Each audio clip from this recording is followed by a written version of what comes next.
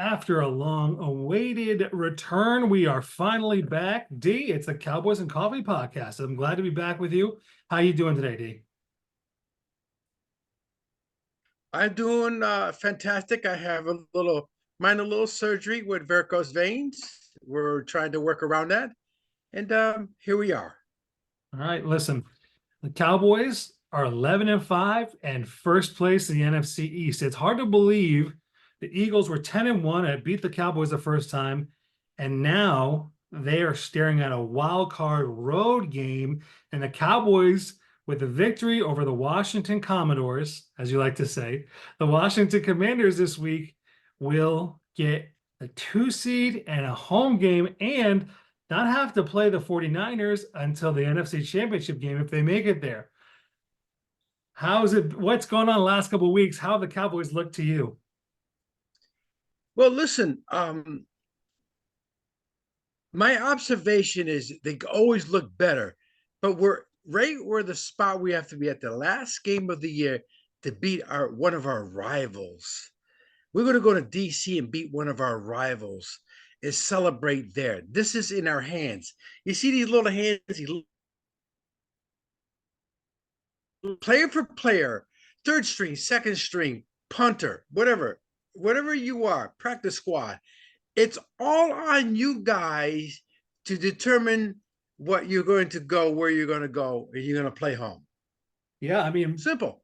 this is a winnable game against a team that's checked out. The head coach whose head's on the block, like they're gone. This isn't facing the Bills or Miami or the Ravens or the 49ers last game of the year. This is a team was checked out and probably looking to lose because right now they have the second pick in the draft. A win drops them maybe to 6 or 7.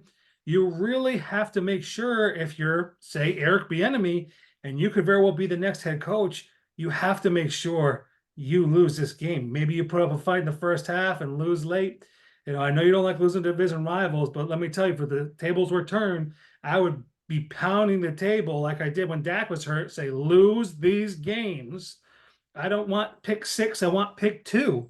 And they could use either Drake May or Caleb Williams, and maybe they even flip up to 1 to make sure they get their guy. But you have to lose if you're Washington. If you're Dallas, put these guys away, bury them, win the division, and snatch the Well, Eagles. if you win the game, right, you win the game and you beat them. I understand for this year, you see what this year is bringing you, and the Eagles win or whatever, and you knock them out, blah, blah, blah. But in the big picture and organizational wise for next year, um, it's not a smart move to win this game and to No. beat them. It really is. It's really you're not setting yourself up for the next 3 or 4 years, whatever quarterback you get. The first and second is a big deal, and we can go over the quarterbacks for another time. But okay, you play well against it and you try to win the game. I get all that, and you beat the Cowboys. But in the big organizational move, and you're Eric the enemy, whatever his name is, um, and you want to come into the next season with one of those two quarterbacks, um, I'm not saying you throw the game, but as a head coach there, it's on your responsibility to win the game. It always is. And veterans know that. They all know that. But as far as the organization, boy, I tell you, you don't want to win this game and get the 6th or 7th pick, and not get a good quarterback because you can look back and go, boy, we were big dummies. I mean, you look at the Jets and what happened when they beat the Jags a couple years ago, and they went from vying for the first pick overall to second, or they dropped down a couple, and that's the difference between Trevor Lawrence and Zach Wilson. Now you can say Trevor Lawrence hasn't had a great year. I don't think there's anybody in the world who Right. would say, "Oh, I'd rather have Zach Wilson than Trevor Lawrence." Imagine where the Jets would be as an organization if they had Trevor Lawrence. That's the difference. A win drops them to would have them 5 wins and could hypothetically drop them as low as 7 if Washington wins. That might put you out of range for any of the top 3 quarterbacks. And instead, let's say you know what, you want Sam. You maybe Eric Bieniemy loves Sam Howell, who's thrown for 3,700 yards, 20 touchdowns, and 19 receptions, which is pitiful, right? Let's say maybe they think this is the guy. I think Sam Howell's a below average quarterback. I think he's a bottom 10 quarterback. But let's say Right. you think he is. Having that second pick is so valuable because someone's trading up for quarterback then, and you can restock your team with draft picks, which you need to do. So either way, losing is the way. I'm not trying to convince them. I'm just being honest. Like, we're looking at us from football as football fans. They should absolutely lose this game, either for the transition, either for the franchise level quarterback or for the picks that it'll bring you. 2 is better than 7. It's pretty simple.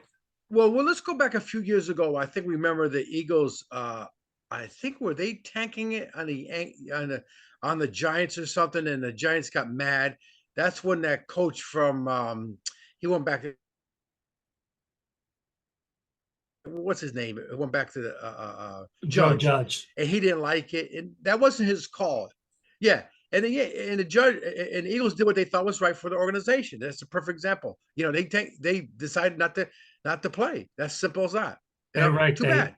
they lost on purpose to Washington. Washington got the NFC East title at 7-9. That was the year Dak was injured, and the Giants were Right, upset because if they had won, if I recall correctly, the Giants didn't win their game, so it right, didn't make a difference anyway. right. Well, that's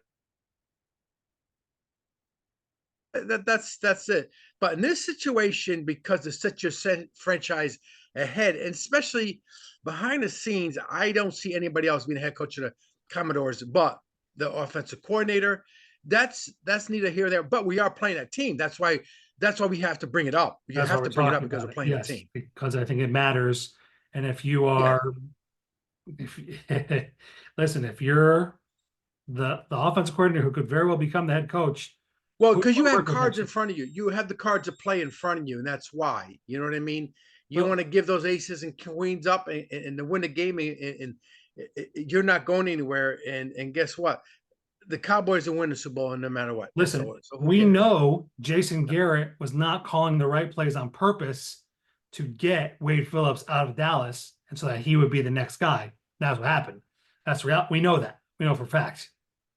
So Yes, we do. yeah, It's hard to imagine that, but that's actually true. we know Yeah. for a fact, ladies and gentlemen. This isn't speculation. This is from within the organization. We know that. That's quite clear. So that's an inside scoop if you're looking for it. Jason Garrett was absolutely throwing games when he was offensive coordinator to get Wade out and to get himself in. So I would not be surprised if Eric Bieniemy does it, because guess what? That's your shot, baby, and that's your meal ticket. And if that's his Oh, spot, but his chance, go for it. What was that? remember when he thought you were Bobby Carpenter of the Cowboys? Yeah, the guys thought I was Bobby Carpenter. I'm like, Yeah. How about when Campbell pointed at me and goes, "Oh, I know that guy. I know that guy."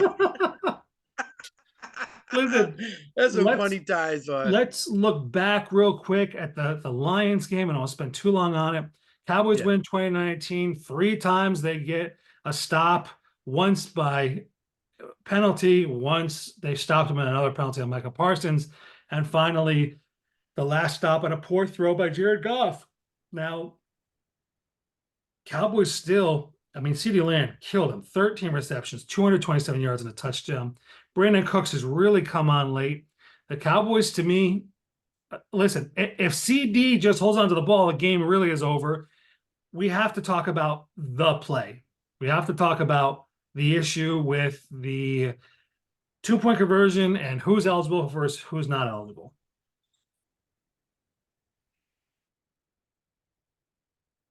Yeah. I've been looking at the tape the whole time. And I've been listening different, and the NFL finally come out and clear the whole thing up. And no matter what people think that it was cheating or whatever, the NFL cleared it all up. Guess what? Detroit tried to outsmart, try to be conniving, and trying to be, get something behind the scenes. I don't know, behind the scenes is a correct word, but correct way. No, it was a bad call in a sense of from the Detroit point. They tried to be sneaky. It didn't work, and the referees actually made the correct call. Bye, see you later. That's all. Here's Simple my as that. issue. NFL came up and corrected it. Right. The issue is the guy that they wanted to be an eligible receiver was covered up and would have been an ineligible receiver either way. They tried, Jerry Jones said, they tried gamesmanship and it backfired. You tried Right. to play your way in, so that you sent multiple linemen, and you end up confusing the referee. So the guy, because a Stecker, the offensive tackle for the Lions, who had been checking in as a tight end consistently, he sees multiple guys up. He sees him come in. No one clearly says, "Hey, this is a game plan." Apparently, Dan Campbell didn't give him a heads up before the game, like a lot of coaches are saying that they would do. They'd give him the heads up before the game and say, "This is what we're going to try and do to sneak one by him." And the referee is going to let the defense know who the eligible player is. You'll notice he's not guarded on that play. And you notice the guy who they thought was checked in as eligible receiver, he's jammed in the line of scrimmage because the Cowboys say, "Okay, this is an eligible receiver. We're guarding him." The whole thing changes if that's what happens. And you have guys like Golden Tate saying, "Oh, Jerry Jones made the call to get it fixed." Buddy, the Cowboys haven't won a Super Bowl since 1995. Yeah. Jerry Jones could make a call to get it fixed. Guess what? Des Bryant's catch would have been a catch. Okay. Yeah. It's garbage. It's just insane. Yeah. It's shocking to understand that people come out with their observations and their opinions of it when you're like, that's not even close. I don't know if it's a reflection of society or not, but come on, people. It was the right call, wrong formation. They tried to sneak it in, a la Bill Belichick and Parcells, whatever you want to call, bring it back to where it is. We'll throw it. We're going to throw that in there anyways. You understand? Come on, people. You know what I mean? It was the right call. They tried to be funny. They got caught at it, and then people who make these observations are just.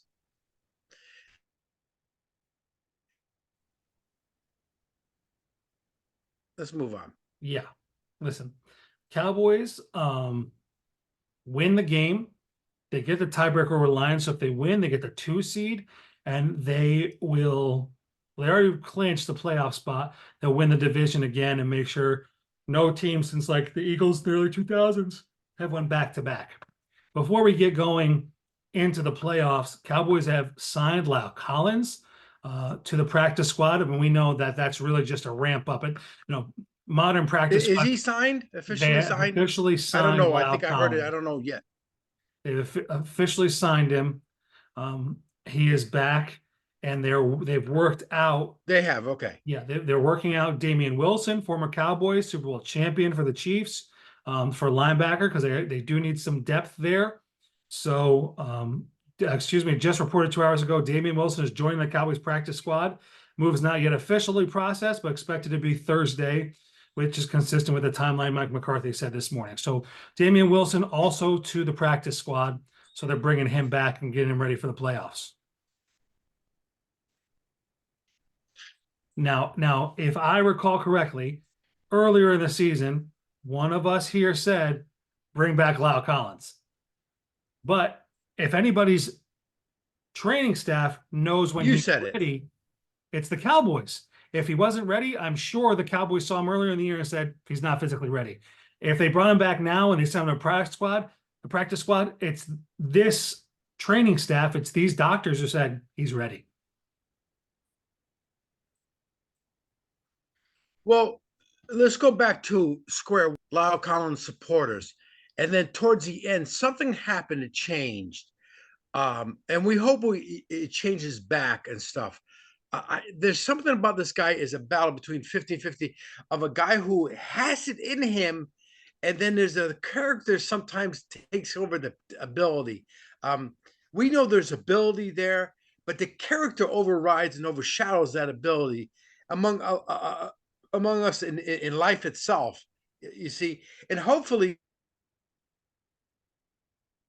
because I remember seeing him walk in, how big he was, walking into that tunnel, and how really big he was.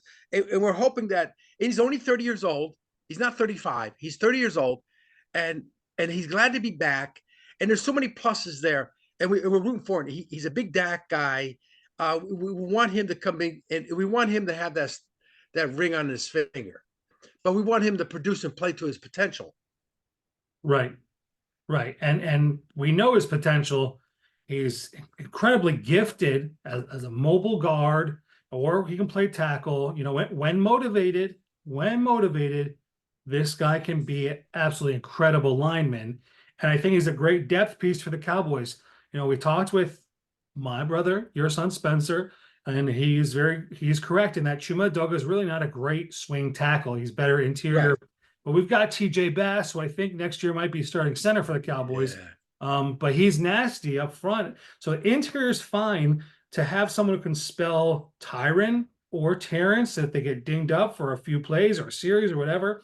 Well, this is the guy who can do it, who could swing out to left tackle or right tackle and is a little nasty to him. That's what I like. I like he's got a little nasty to him.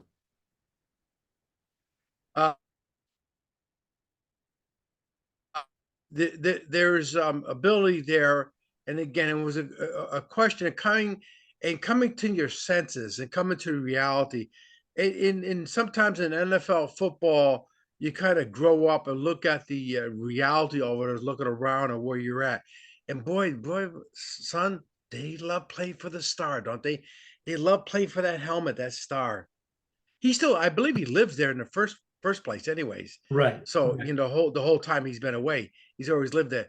It's something about playing for that star. And let's review something. Let's bring this out here. It's funny, all these guys coming out of college, who they want to play for? Yeah, Jerry and the Cowboys. Sorry. Right. Yep. Right. Absolutely. And as they should. Um, let's see if he can light a little fire under this offensive line. He's backups and say, "Hey, I'm here to push, push, push," because it's a drive for the Super Bowl. A drive for the Super Bowl. No one thinks the 49ers can get beat. They're Yes. unbeatable. They're the best team in the NFL. Okay, the Ravens are the Yeah. best. Best in Yeah. the That's NFC. It's a foregone what I conclusion want. that That's they're what I gonna make want. it. Yep. Yep. That's Yep. what I want. Yep. But you know Keep it up. what? Yep. They got to play the games. And the thing is, they played enough times in recent memory where Dan Quinn, Mike McCarthy, Ryan Schottenheimer might be able to, maybe they've lost their star safety for the season. McCaffrey's a little dinged up now. You're going to have to beat the Cowboys. You're going to have to beat them. Everyone says you got to beat the 49ers. You're going to have to beat the Cowboys too, and they can score. And it could come to a playoff game, and you look up and you're down 21-0 You to got to play Cowboys, the and now you have to games. play. You're gonna have to play them. So I'm not saying Dallas is unbeatable by any stretch, but please don't say you're gonna walk through these guys as if you're playing the Panthers. You're not. Thank you, media. Yep. Thank you, media. And that's the motivating factor. Listen, when you're competitive and you're going against a team that beat you a couple times last few years, you have to know personally, like, it's not, I'm going to do everything possible in my ability to make sure it does not happen and stuff. And I told you my trump card, if I have to use that word, trump card, Hmm. is the Texas Rangers. But anyways, That's right. That's right. Listen, they pulled it off. They won. It's time for Dallas to do the same. And Luka Doncic right now is probably front runner for MVP. yeah. Now, if we're gonna move into the playoffs, what we have here right now, the current team that the Cowboys will be facing, if everyone wins it in, is the Packers. And people are high on the Packers. I'm not super high on the Packers, believe it or not. They beat Minnesota last week with a backup quarterback. They beat the Panthers by 3 week before. They're 6-5 since the break, since their bye week. They lost to the Tampa Bay Bucks. They lost at New York to the Giants. They lost to the Giants. Like that was a Monday night football game, and that was really a really bad loss. And you're losing a game to Tommy DeVito. That's not impressive to me. Yeah, you beat the Chiefs. The Lions is a divisional game, but you lost to the Steelers. You lost to the Vikings earlier this year. You lost to the Broncos.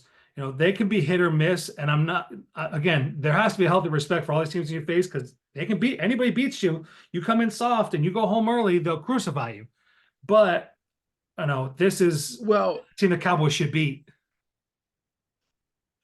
Well, they're going to be home against them, and that defense of the Packers is not very good. And the Cowboys can put up 40.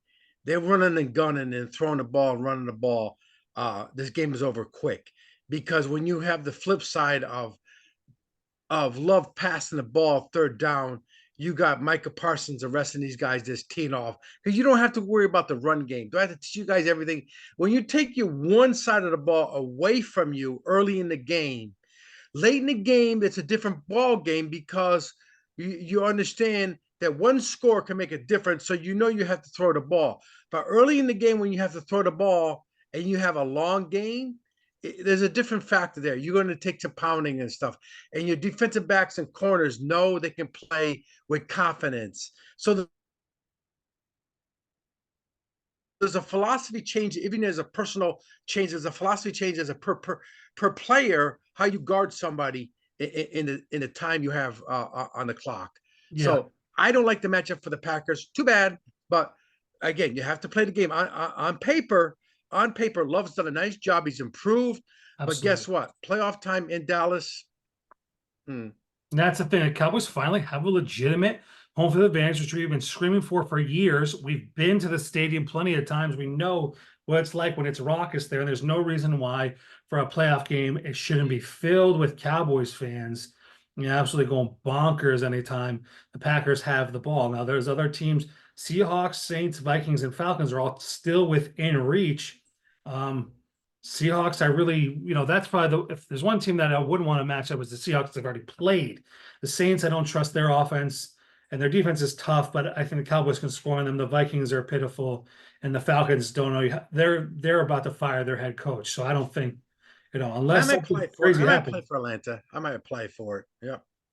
So, Packers look like that's their team. I might go to the Chargers. Who knows? Yeah. Listen, before we continue, I want to talk about, or as we continue, I guess we say, some of the Cowboys players this year. And we mentioned before the year that we had talked about teams that got worse, stay the same, or got better. And we said the Cowboys are the only team to legitimately get better this year. And guess what? We were right. Dak's played like an MVP candidate all year. Lamar might win, but Dak should be second in voting. He's had an absolutely tremendous year. CeeDee Lamb's going to be first team All-Pro. Right now, he has 122 catches, first in the NFL. He's second in the NFL with 1,600 yards. He's third in the NFL with 10 touchdowns. He's first team All-Pro. He was second team last year. He's first team this year. You say, okay, well, maybe thank you, Richard Sherman. Right. Yeah. Thank you, Richard Sherman. And the defense, well, they haven't got the sack totals. They're still getting interceptions, still forcing fumbles. They're still getting after it. They're better. The Eagles are not better. We see how big of a difference coordinators make with Shane Steichen and Gannon, Jonathan Gannon gone. Look how different that team is this year. Yeah, absolutely. Gannon, they got on him for the Super Bowl loss. The defense didn't play great. Well, they lost to Patrick Mahomes and a phenomenal offense. But Right, exactly. Yeah. He apparently has done a very good job motivating the players because he's done an excellent job in Arizona. They love this guy. He's Michael Sky. Might be a little corny, a little goofy, but man, he gets results. And Shane Steichen's done an excellent job at Indy, considering Anthony Richardson, who looked like he could be a star in the making, went out earlier in the year, and Gardner Minshew has these guys in playoff contention. Jonathan Taylor's been dinged up, and he's done a great job calling the offense. And look what's happened the last 5 weeks. Eagles are 4-5. That's and let me put this out there because I couldn't wait to say this. Can we stop with these wide receivers dictating if the coaches are bad and flag count calling and all this stuff like AJ Browns or whoever else they are? We got to go run into them and they're not happy. And guess what? You know what? Let me tell you something about Michael Irvin. Let me say this about Michael Irvin. Michael Irvin would have one catch for 0 yards to win the game. If that's what wins the game, that's what wins the game. Yeah. They're not winning. These guys who want to win care about winning and they care about what their numbers are. And there's a big difference there. Totally big difference. Yeah, I totally agree with you. And, I get that the receiver position comes with a certain level of macho. It does. And, these guys, if you perform well, you obviously want to continue to perform well. You feel like if the team is not, then if they pass the ball to you, they would do better. But there has to come a point where some of that stuff just stays internal rather than feuding over it. And I'll give AJ Brown credit because he hasn't talked to media the past couple of weeks, but he's been very clear. Like, listen, these are our guys. Ryan Johnson's our offensive coordinator, is our guy. You know, Nick Sirianni's our guy. We're not throwing anyone under the bus. But Ryan Johnson deserves these, both their coordinators. I mean, think about it. Late in the season, they're switching defensive coordinators. Yeah, yeah, yeah, Late in yeah. the season, when you're I told you. first place in the division at the time, that's indicative this team it doesn't have it this year. I thought there were contenders. They're not. I think there's only a couple of contenders. I think it's the Yeah. 49ers and the Cowboys. I think the Ravens, Dolphins, and I'm not going to count out the Chiefs yet, to be honest with you. I think those are really the only 5 teams that can win the Super Bowl. I only say the Chiefs because they've got Patrick Mahomes and Andy Reid, and I'll count them out once you've finally killed them. Right. Yeah, right. Once they're out Once of the it, stake is driven through out. them and the game is over, fine. But those only 5 teams I think have a legitimate shot at the Super Bowl. Lions, I just don't trust. Jared Goff, when you get pressure on them, you know, they could end up with the Rams, who could very well beat them. The Rams could beat them. Yeah. So, And the Rams don't match up against the Cowboys. Let me say something about Des Bryant when he was on the sideline, and his complaint was, and among others who are on that organization, they know what we're doing, and that was what he was screaming about. Not give me the ball. They know what we're running, and there's a big difference there. correct. Yeah, big difference. You know, there's something else I want to say. We're talking about players in the Cowboys, and we're talking about Tony Pollard going forward. He needs 65 yards for 1,000 on a year, which he could get this week. It's possible, especially if they run him. You know, Deuce Yeah, that's right. went to IR, so it looks like Rico Dowdle will be back this week. You know, people are clamoring for Dalvin Cook, though I think he goes back. I think Dalvin Cook's going to go to the Browns with Kevin Stefanski, who he used to play with the Vikings, and I think he might end up going there. That's my opinion. But the Cowboys need to upgrade their running back position next year. They offered Tony Pollard a long-term contract before the season, which means they're willing to invest some money. What I would do, and I've said this to you off air, and I want to say it here, the Cowboys are looking to sign a free agent running back. They're willing to spend some money, spend the money, and get Saquon Barkley on a 3 or 4 year deal at 13, don't 14 tell me that. That'd be so awesome. That's the guy. Barkley. Oh, yes. The reality is, Yes. Pollard doesn't Yes, fit my GM son. Yes, Yes. Pollard doesn't fit this offensive scheme where it seems to be a little bit more shifty up the middle and then break. He needs to kind of get more towards the edge and run. Actually, Saquon can do both. Saquon's a better running back than Tony Pollard. Yeah, Tony Pollard's a Pro Bowl caliber running back when he's used properly. But right now, I think he'd be better fit in a different offense when the offense the Cowboys have. Saquon behind the line with that offensive passing game and that quarterback will still give him the ball. Dangerous, absolutely dangerous. And somehow the offense could get better next year. Yes, I see an undefeated season. I see next year undefeated season with a Super Bowl. Yes, sorry. I know. I got carried away. Saquon can be that guy. Yeah. He can be that guy for this team. And I think I know we're jumping ahead. I know it's a little bit. It's I know. I'm just telling you now. Telling you now. This is Wednesday, January 3rd. We're gonna put this out on the 4th and say, guess what? This team should go get Saquon Barkley in the offseason and see the change that happens and say, hey, come get us. Win the Super Bowl or don't win the Super Bowl, get Saquon and say, come get us because we're coming for you. Okay, what number would you give him? Well, at 23, the Cowboys have 23 on the roster right now. You give him 22? I don't know. What would you give him? What number is he with the Giants? 26? Yeah, because the corner has 26. Bland. Yeah. Give him any number he wants. Yeah, I know. I'm telling you, that's crazy.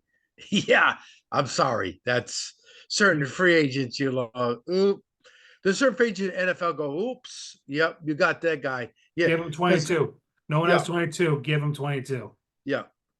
Well, that's that's a little sneak peek into the offseason for Yeah. everybody. We'll get to draft and free agency after we win the Super Bowl. But that is it. D, I don't have anything else for tonight. You have anything else? You're sipping coffee right now? Do I have anything else? I have something else. I have something else because I always like to do it with my hometown buddies. Mike Pabilski, who we grew up with, a big 49er fan in the 70s. I beat him in talking football all the time. We hung out together. We would beat people 2-on-2 all the time. He's not doing well as far as injury. He hurt his leg.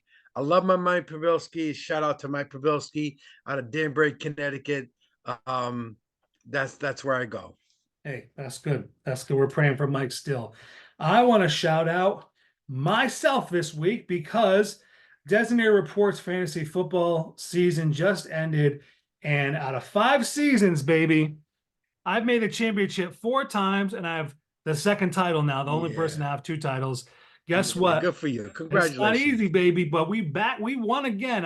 I won the first year. Great. I lost the second year. Third year, I got hit with injury bug. Last year, I made it to the finals again and lost. This year, I ain't losing. I took care of business with CeeDee Lamb and Kyron Williams and Saquon. Congratulations. On the same team. Listen, it was a good season. I had Mark Andrews, and I ended up picking up Isaiah Likely. Thank God, and he helped me along the way. But we took care of business. Yeah. Mark Andrews, I know.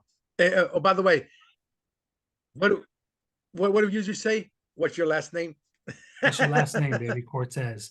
So we did it, baby. We're back on top. Yeah. Listen, for people who are listening, Cowboys and Coffee Podcast runs with Designated Report. You check us out on all social media platforms. We're doing fun stuff all the time. But next year we'll have another fantasy football. We have a lottery that you can get into the league. The spots are limited. Yeah. I'm gonna try that lottery. I'm gonna do only one fantasy.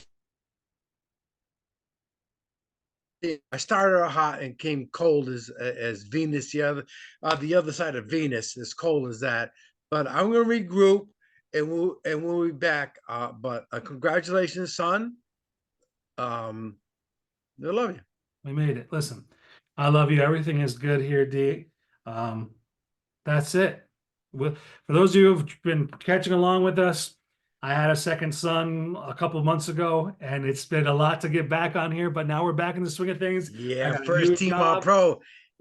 I showed mommy Zach Martin. I said, that's what little Zion's gonna look like. Zach Martin, first team All-Pro, 8 times in a year. So listen, now I've got Zeus and Zion, and they're both built like oxen. In fact, Zion was 3 weeks early, and he had to go to the NICU, and they called him Moose because he was in the NICU. The other baby's about 3 and 4 pounds apiece, and he was 10 pounds. So we have Zeus and Moose. So all is well. God is good. And that's it. All right, D. That's it for me. You got anything else? I think that's it. I'm going to a lot of baseball games this year. I'm telling you right there. I already told Monk. I said, I'm going to a lot of baseball games. We're going. Anyways. We'll have fun. All right. Thank you, everybody, for watching. Thank you for listening. You can find us on YouTube, on Spotify, iTunes, wherever you catch your podcasts, and catch us on Designated Report. We'll talk to you soon. Go Cowboys. Peace.